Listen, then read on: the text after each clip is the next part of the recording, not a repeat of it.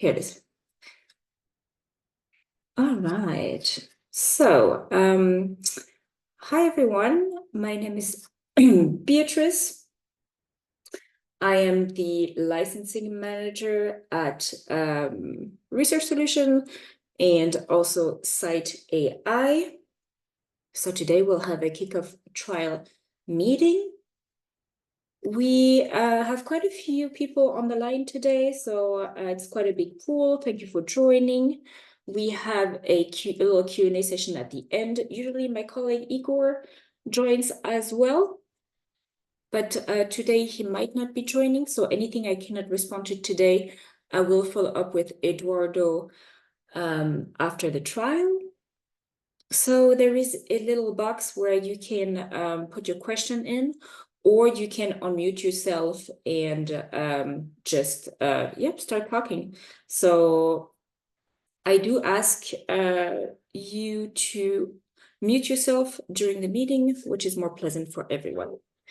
All right, so I'm going to share my screen. And we usually start with a little presentation on Scite. So basically, you will, I will show you, am I up? I'm going to give you a little bit of a background, and then we'll jump into the platform. I'll show you how to use Scite AI and for anything that you can use it for, basically. And then if you have any questions along the way, along your license term, you can also get in touch. So let's start with a little background on Scite, which is quite important for you to have in mind. So basically, Scite started about in 2018. So we are a US-based company based in Brooklyn. And what's important to know is that the first 5 years of our activity, we are building relationship with the publisher and data holders. So by now we have major agreement with publishers and data holders. You probably know names like OpenAlex or Crossref. Those are two organizations we work with really closely with. So we, for example, sit on their working groups. So we're really nurturing that relationship to those publishers and data holders, which we grow every year, which is also why we basically got, we partner with Research Solution now because we are publisher neutral, and we wanted to stay that way. And so that we can also grow any kind of publisher agreement we have currently. So by now, to give you an idea, we have about 600,000 users that use Scite. Most of them are students. As you know, Scite is a great academic tool. So we really resonate in the academic world worldwide, from the US to Asia, as well in Australia. And after those five years, after we did that groundwork, we were able to create an independent reference graph, as you can see on your screen, and which is close to about 2 billion references. Thanks to this indexing agreement and publishing partnership, we were able to use the full text, open access, of course, and behind the paywall sources to extract those citation statements. As you know, if you already are using Scite, those citation statements are pivotal to the Scite approach. So it basically tells you if a paper is good or not, and it's circling around that science of reproducibility, and it's bridging that gap, which I think we're quite successful on doing. And if you think about it, there's about, 9 million papers out there. So it really tells you if, it's reproducible or trustworthy as well. So when we deal with the full text book chapters, peer-reviewed article preprints, we identify in-text citation in those full text and extract the relevant text based also on the license that we have, which is quite important to remember. So that allows us to take several phrases before and after the reference, and that creates a rich context around the citation. And then what we do from there is that we classify, as you know, or as you will discover on the platform while using it, we have 3 categories. So have we supporting, mentioning, and contrasting. Here on the screen, you will see that the example is a supporting one, because here it says in accordance with a previous report, and then the reference, and then the author continues explaining her point. So I'm going to just deconstruct it to give you a full analysis on how we did that. So to us right now, it looks like as if there was a research team who published an article and confirmed their previously published results, and then it receives a supporting statement. So it's not just mentioned, and that's important to remember, but results have been supported. The second is mentioning. So it's neither supporting nor contrasted. Those are non-judgmental and are typically taken from the methodology, review section, as well as introduction. So it still gives you a rich context around a particular subject. And lastly, it's the contrasting. This is a very interesting one, because you can see things like we failed to reproduce XYZ, or we arrived to the results which are different from XYZ. So it's quite a new way to look at science. So it's not about how many times your paper was referenced, basically, but actually a measure of quality, whether it was supported, mentioned, or contrasted. Now, this is my last slide, and I think it's important before we hop into the platform for you to remember that the scope of the data that we cover, those information are also available on the platform, so you have access to those as well.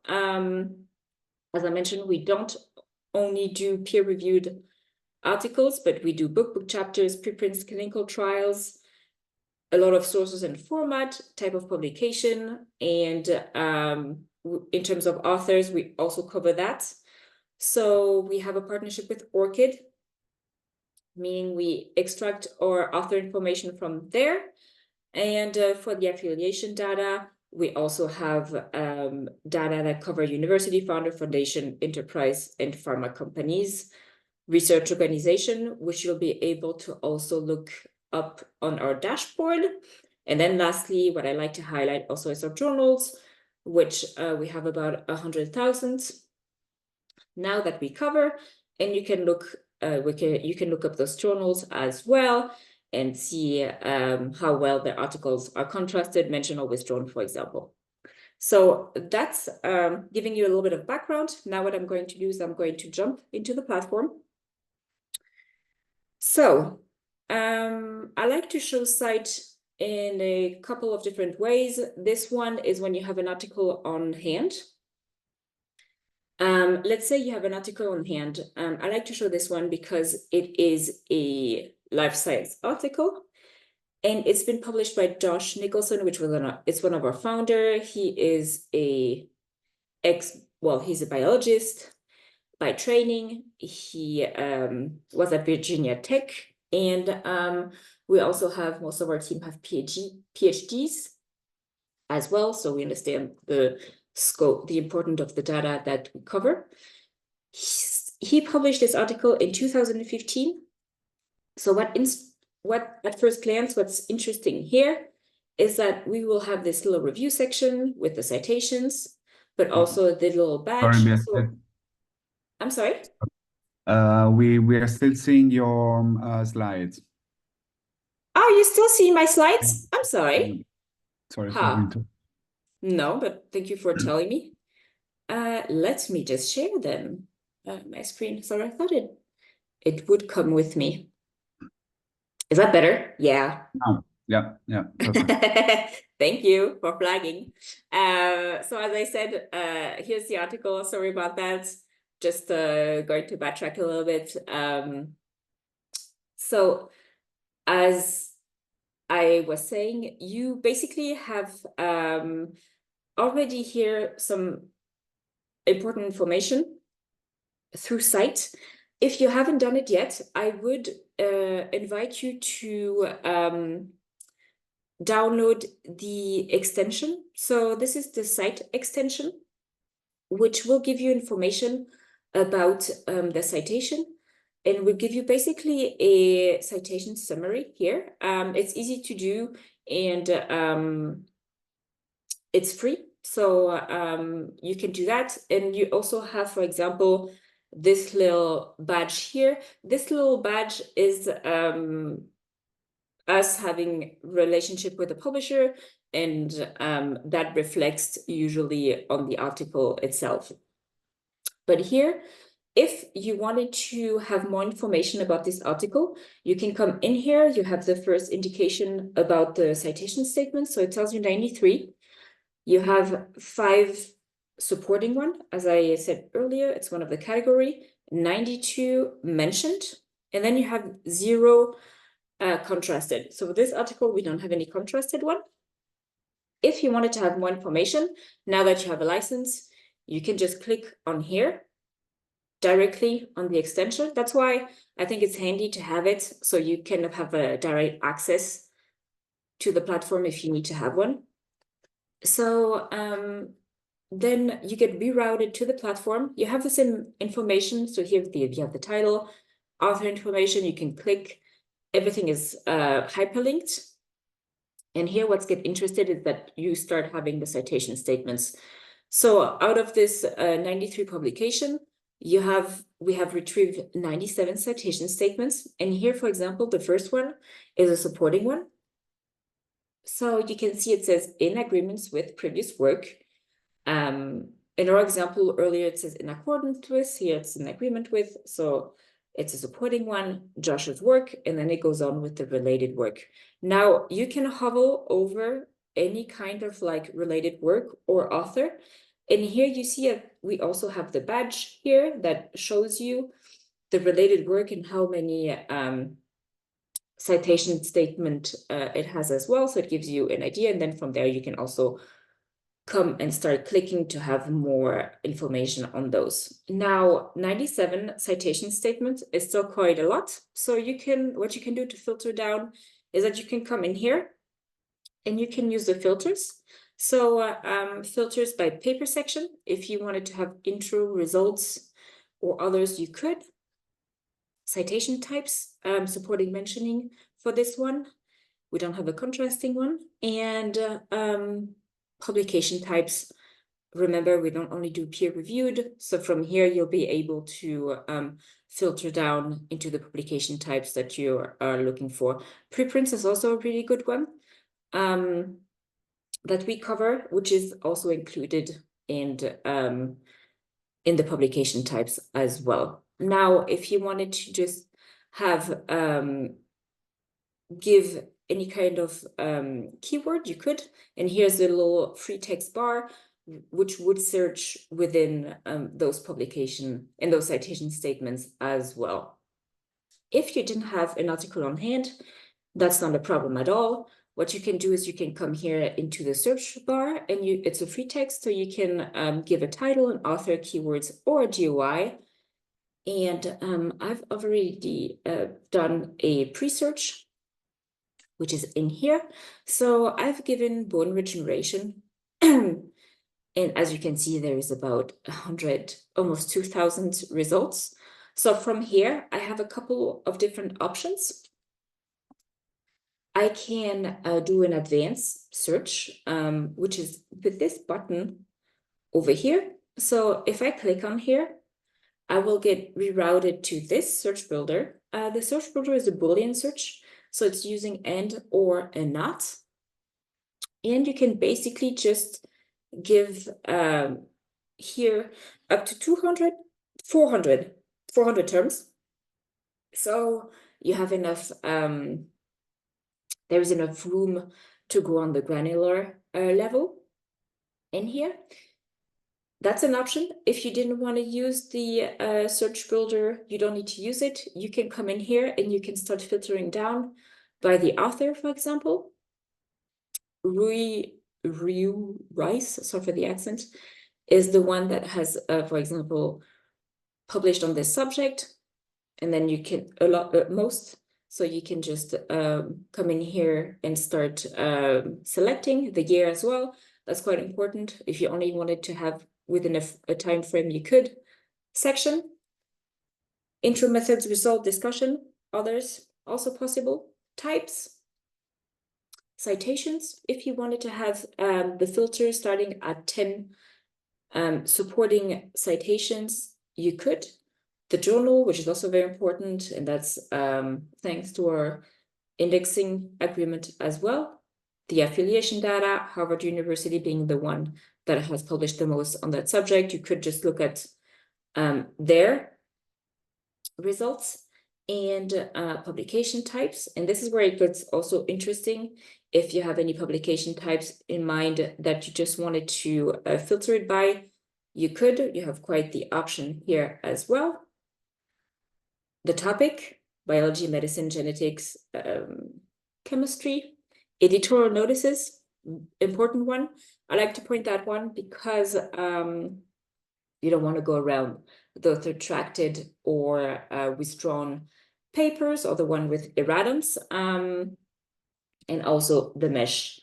Now, I'm going to come in here and do just a quick filter. So we have less, and I can show you what you can do from here. That's still a lot. And I want to come around 800.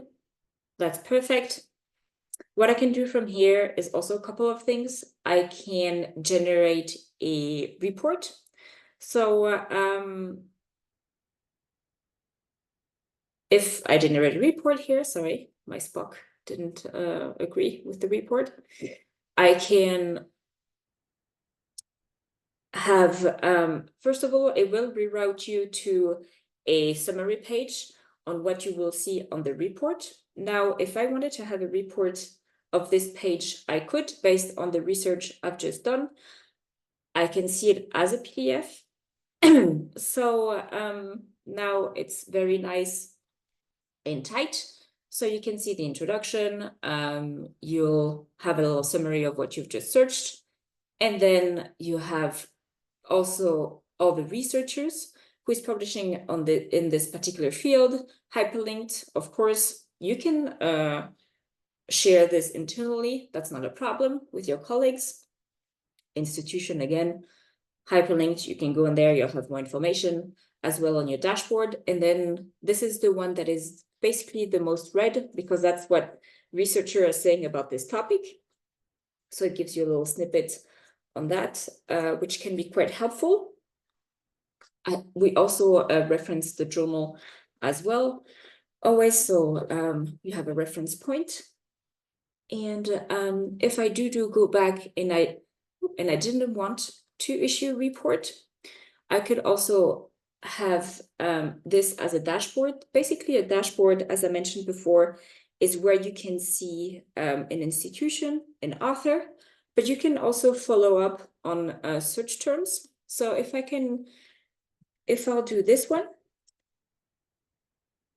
I will be saving it, and I will be following up on this theme. That means I will have a nice dashboard, which will give me the following information here: the total of articles, citation types, editorial notices, so I can look for this particular search term with the filter applied on those, and also on the article. Now, if anything will change on this, like let's say there are more publications, there is an erratum, or anything has moved, I will get notified through the platform or by email, but I've chosen through the platform.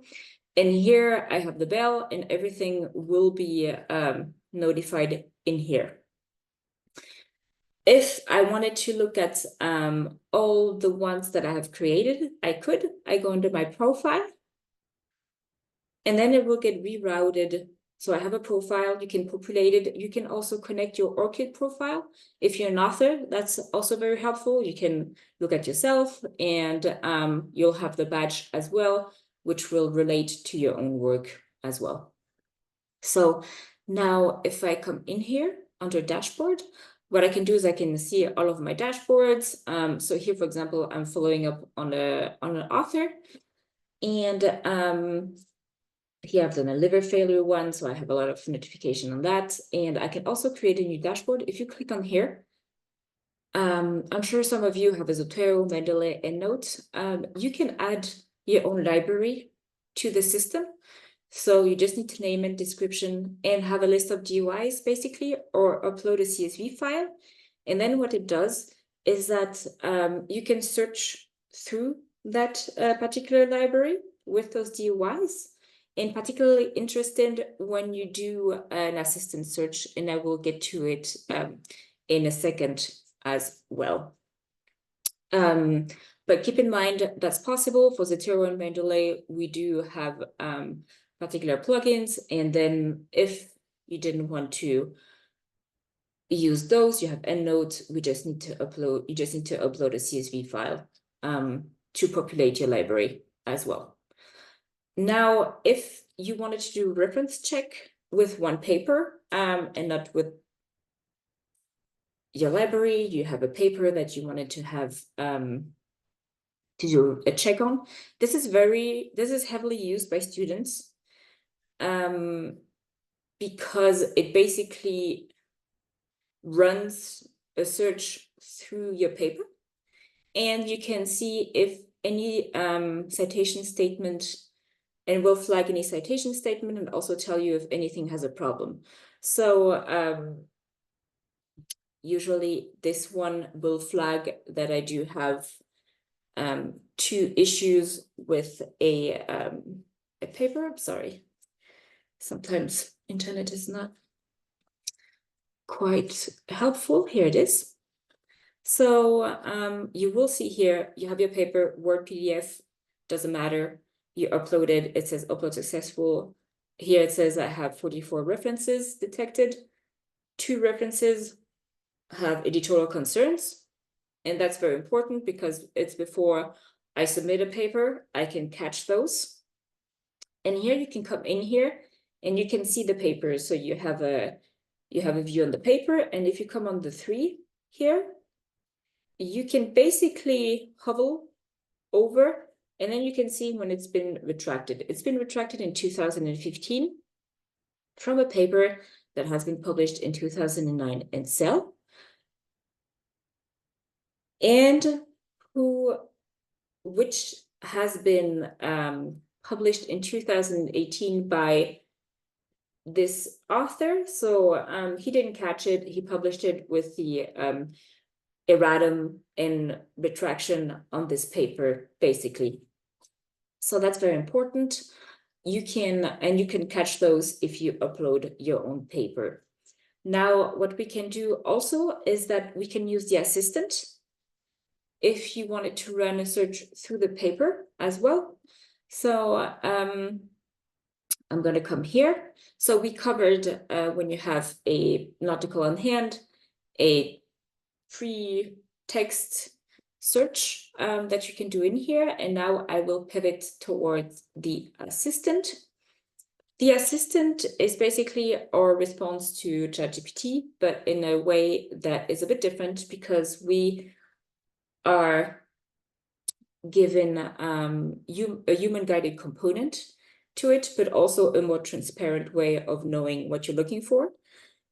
So we'll run a search. You can put a question here. I have one that is pre-recorded just for the example here. And what you can see is that when I do how does the structure of a protein affects its function, I will have a result. This result here, I'm going to start with this one, for example.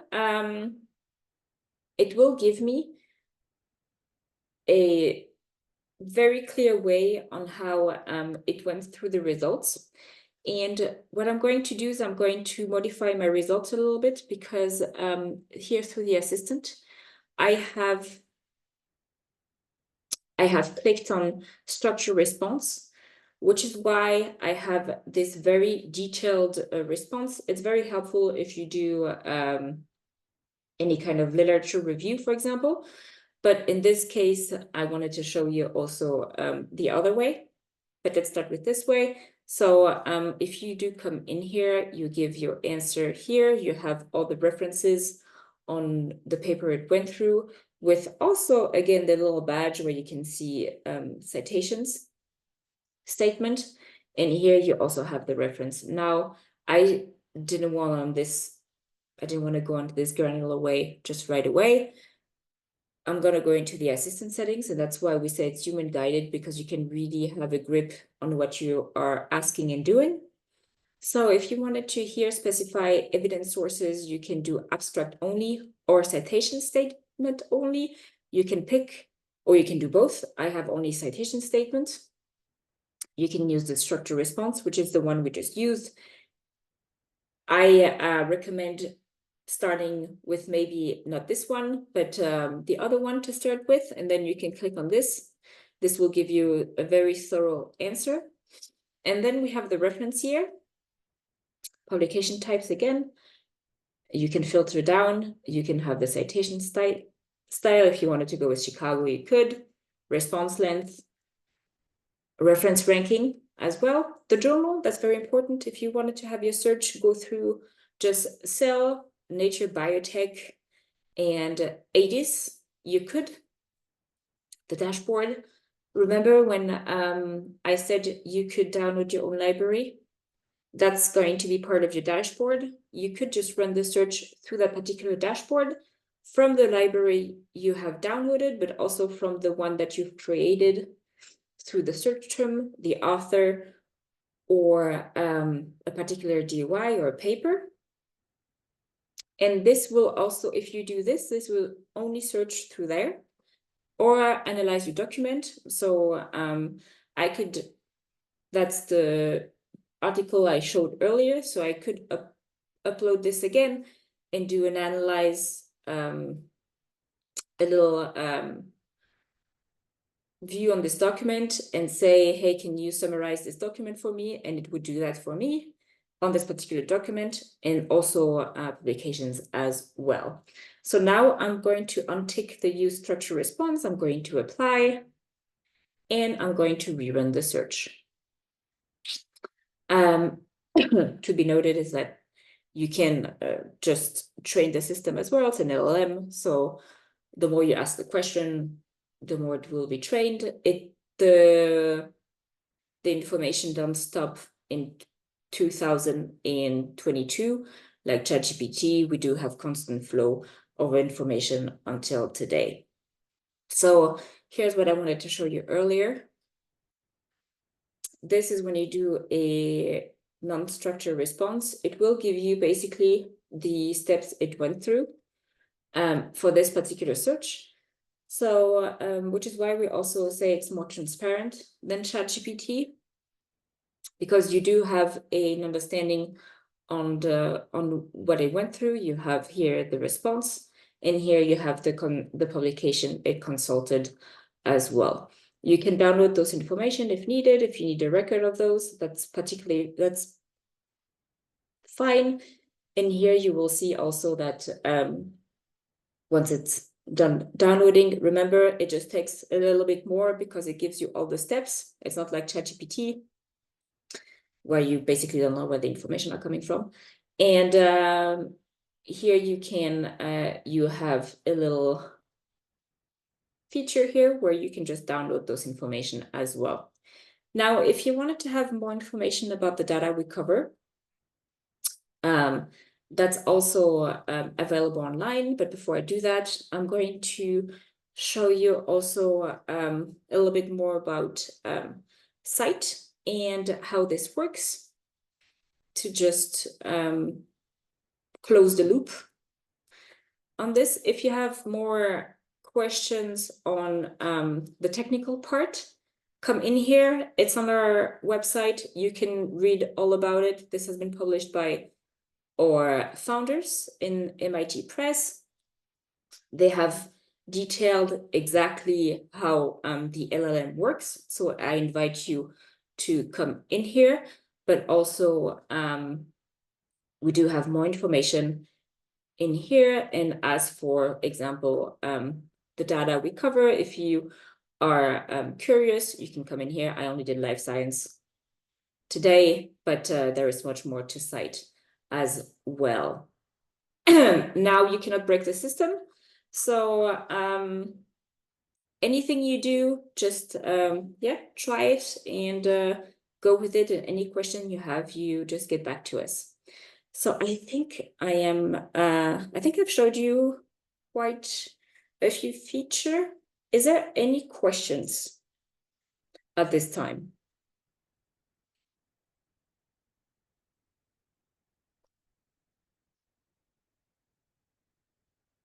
You can put it in the chat. I don't see, there is, okay, yeah, there's a chat.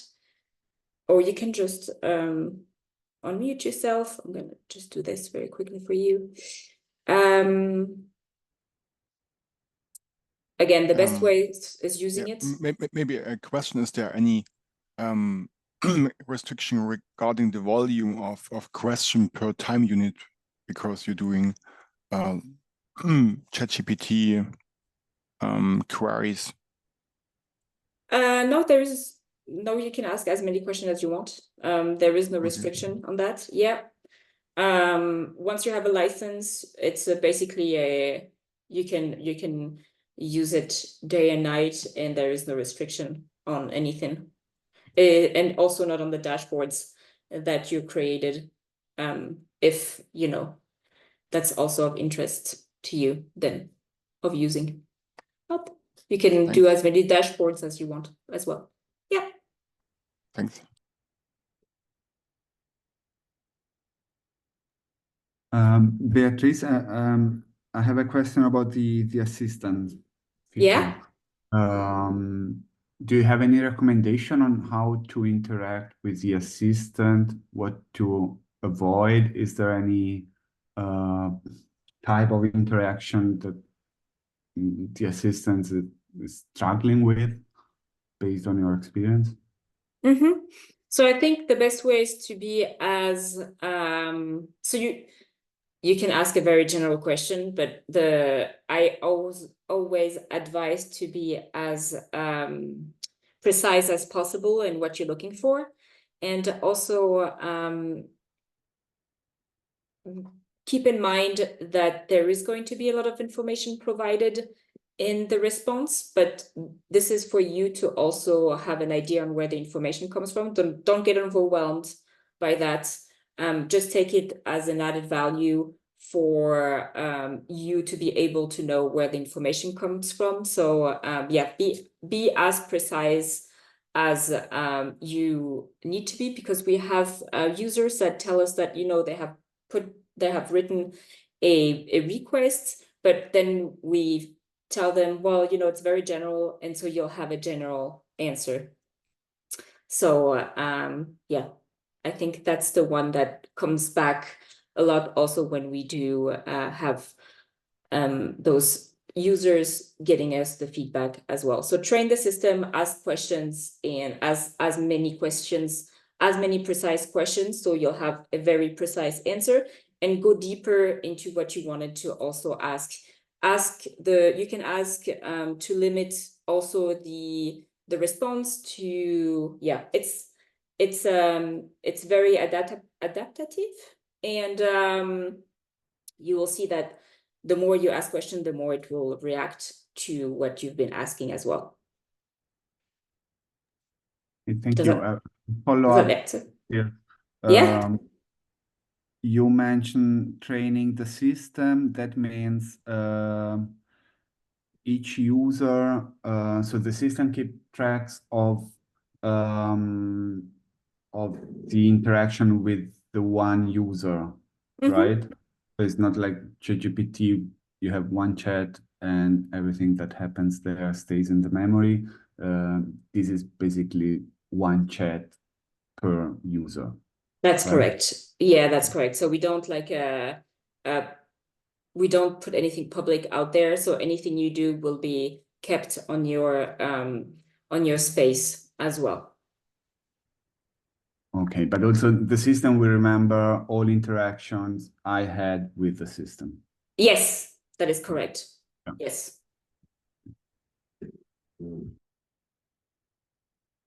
And to be noted is that we also are launching a new feature, which will come up or probably in the next 2 weeks, is that you can start sharing dashboards with one another as well. So Eduardo, if like you have a dashboard with one of your colleagues that you wanted to share, you could. right now. We are in the process of putting that together as well. And once that's in there, you'll get a notification, and you guys you can use it as well. So yeah, there are some enhancements on the assistant, but also on the dashboard tools to come as well, just as a note. All right, any other questions before we wrap up?